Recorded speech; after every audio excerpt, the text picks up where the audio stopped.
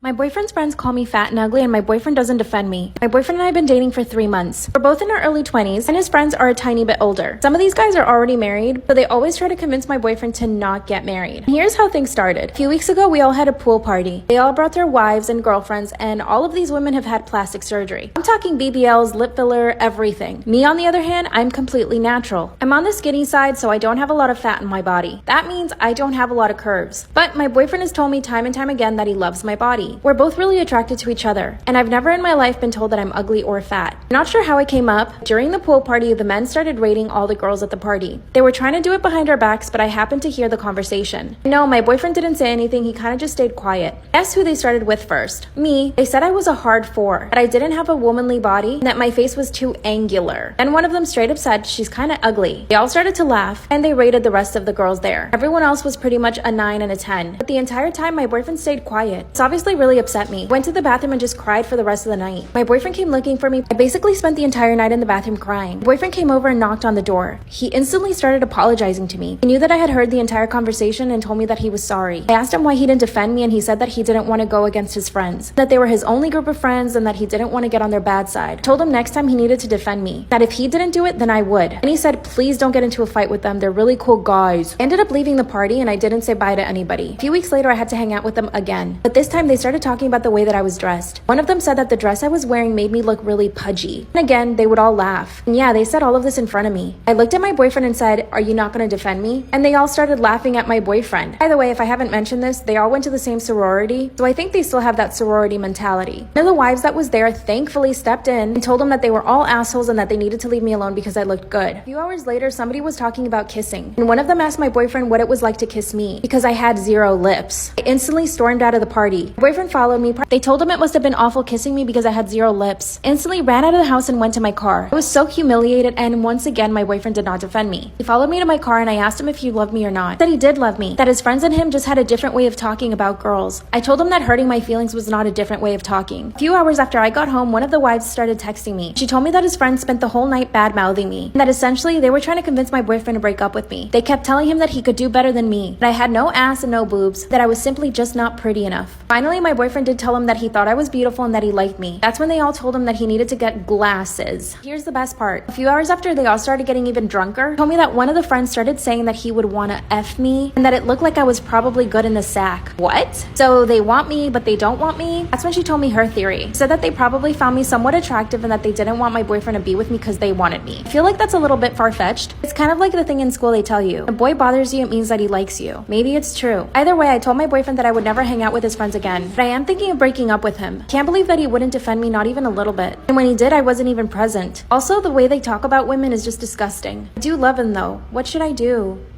Am I wrong for making a joke about my brother's affair at his wedding? When I was in elementary school, I was the type of kid who got disrupted class often on the report card, so I never focused much on school. My district had this system where they would pair high school students with younger kids to help them with their school, etc. And my mom made me do that after I kept getting in trouble. So my tutor was a freshman, Abby, so she would come to our house after school to help me with my homework or something. My brother John was the same age as Abby, so they would talk to each other and ended up dating. She stopped tutoring me officially after like a month, but since she was at our house a lot, I also talked to Abby a lot and we were close. Fast forward 10 years. Abby and John got married and had a kid together. 5 years later, John tells me that he's getting a divorce because he's met someone new. It sucked because I like John and Abby together a lot, but whatever. Then he tells me he had an affair with his new girlfriend.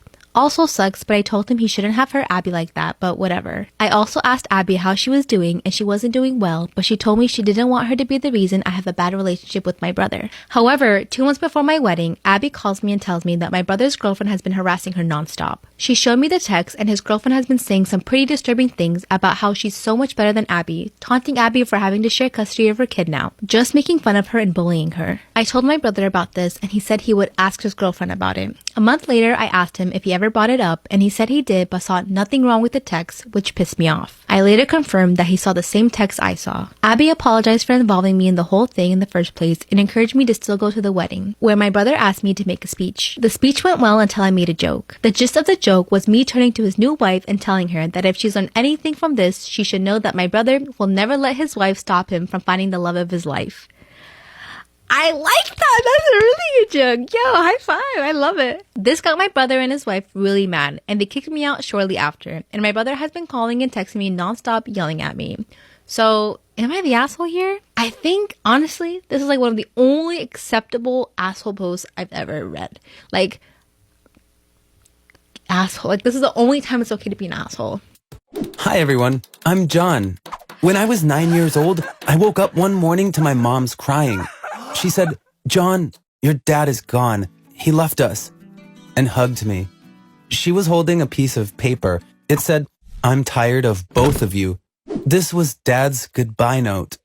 For years, I had a recurring dream where my dad was saying to me, "I'm tired of you." I missed him a lot, but at the same time, I hated him for leaving us like that. 6 years later, I came home from school one day and saw my dad eating at the kitchen table. When he saw me, he stood up with a smile on his face. He opened his arms and waited for me to give him a hug. I asked Mom, "What is this man doing here?" She looked away without saying anything. I looked at my dad. He was still waiting with arms wide open, smiling. "Why did you come back after all these years?" I yelled. He said, "This is my house. I can come and go as I please. I'm not going to ask you for permission," and sat down to continue eating. My dad's a cook and my mom's a waitress. They used to work at the same restaurant. After he disappeared, my mom kept working at her job, but she had to work a lot more because she had to support us by herself. I thought Dad's return meant my mom could relax a little, but that didn't happen. He was sleeping until noon and then either watching TV or playing games on his phone all day. One evening, as I was eating dinner with Mom, Dad came into the kitchen. He said, "I have a great idea for us. We will save up our money and open our own restaurant." My mom got excited. She said, "I've been dreaming of this for years. Let's open a nice Italian restaurant." Then Dad said to me, "Of course, you'll need to help us too. Find yourself a part-time job you can do after school. You've been living here rent-free your whole life. It's time you start paying us back." I was so frustrated. "Does this mean that you will also start working?" I asked. Dad's response didn't make any sense. "Do you think it's easy to open a restaurant? There are so many decisions to be made. I need to focus on that so I can make the best decision. And I can only do that at home with a clear head." Dad continued to sit at home, just like he said he would. My mom was now working weekends to be able to make some more money. I found a job delivering pizza. Because I was too young to get a driver's license, I was making deliveries on foot, which left me dead tired. Still, I was going along with it for my mom's sake. Both my mom and I were giving every penny we made to our dad. After counting the money, Dad would say to me every time, "Is that all you got? Are you sure you're not holding back? Empty those pockets and let's see." Even though I was pissed, I couldn't say anything. Before he left us, I had been too young to see that side of him. But now that I finally got to know him, I hated him. Even though it was exhausting, I still liked some parts of my pizza delivery job. I'd gotten to know many people who regularly ordered pizza in my neighborhood. For example, one of the customers was a famous singer, and once he gave me a hat he'd worn at a concert. And I had developed a huge crush on another customer. I'd get super nervous every time she ordered pizza, and I had to go to her house. There was also a guy I liked to call Mr. Loose Change. He was a geeky type in his 30s with very long hair and beard. I could tell he didn't have a lot of money because he always paid for the pizza with loose change, and sometimes he'd still be short, even after putting together all of his coins. "Don't worry about it," I would say, and he'd be embarrassed. He always said, "One day, I'll give you the biggest tip of your life." I was sure he would do it if he had the money, but I'd never even seen him pay with an actual bill. One day, something weird happened as I was doing a delivery. I was waiting to cross a street. The light turned green. As I was crossing, I saw my dad in the driver's seat of one of the cars waiting at the light. He didn't see me because he was looking at his phone. I was really surprised because we didn't own a car. I took out my phone and snapped a picture. When the light turned green, my dad sped away. Where did this car come from? Had my dad secretly gotten himself a car with all the money that we'd been making? I was so angry. I sent the photo to my mom.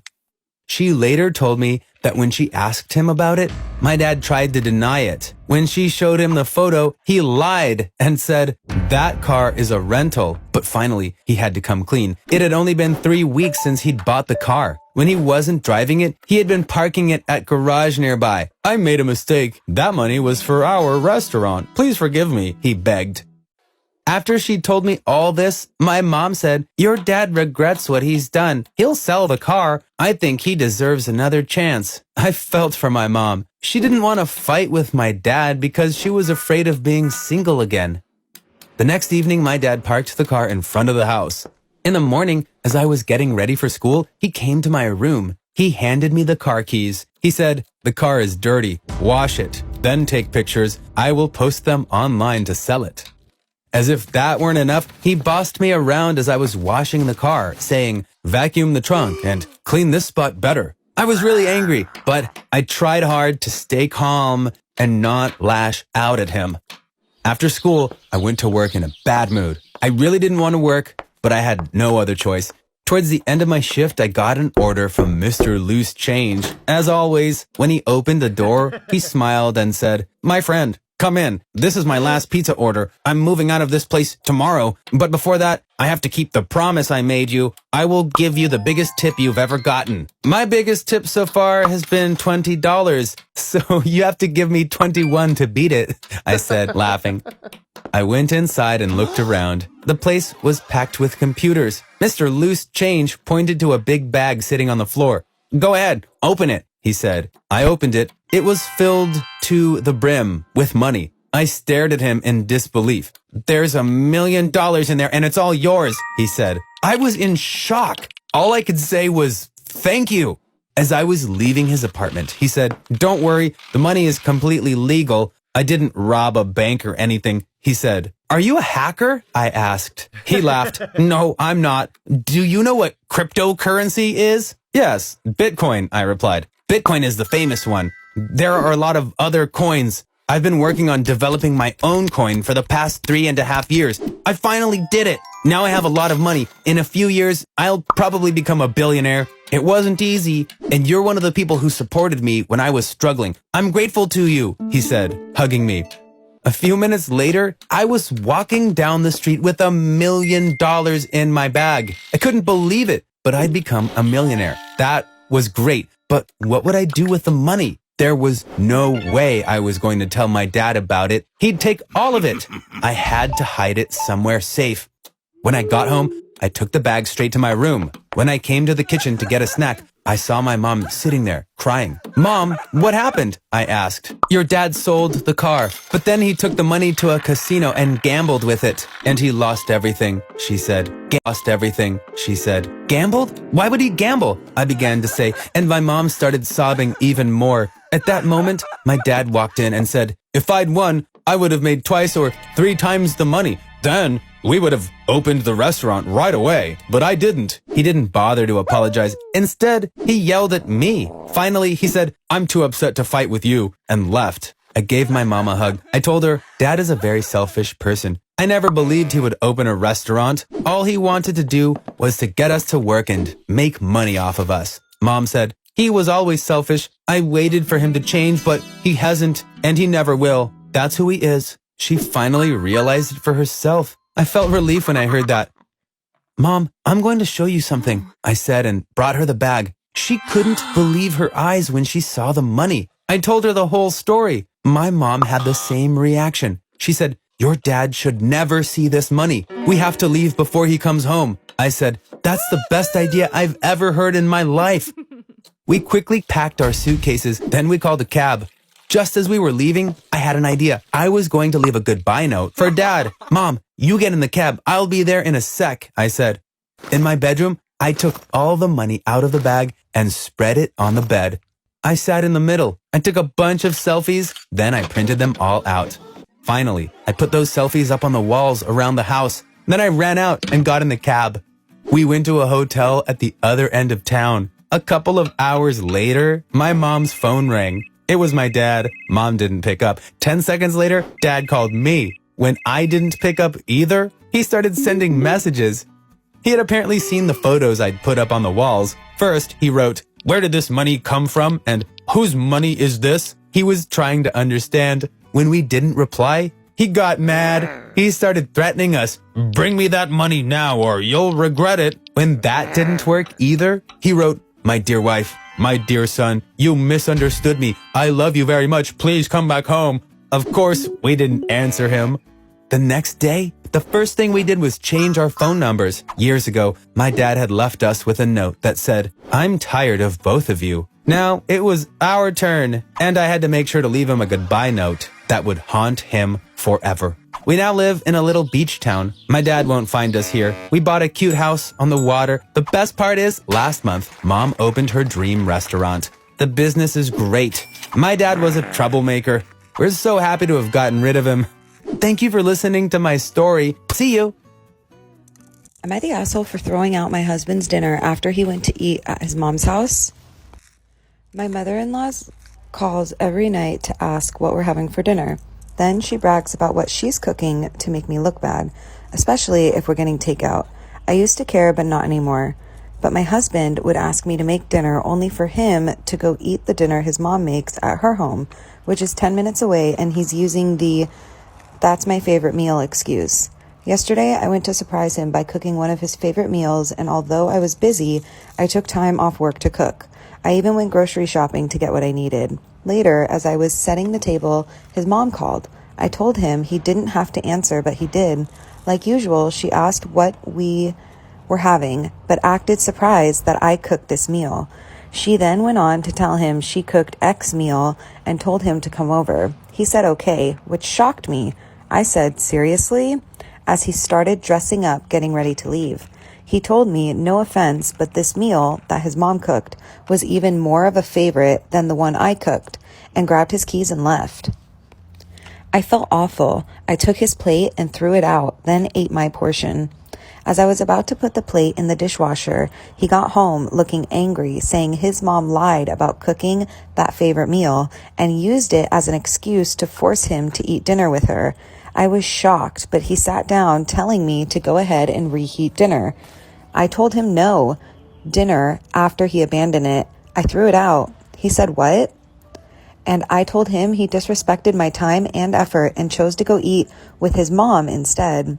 He began yelling at me, asking if I really did that, then called me petty and horrible.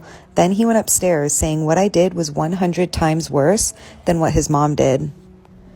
I definitely feel like I let my anger and frustration get the best of me, but it really felt unbearable having to live like this for so long. By the way, I'm 26 and he's 28. So, am I the asshole for throwing out my husband's dinner after he went to eat at his mom's house?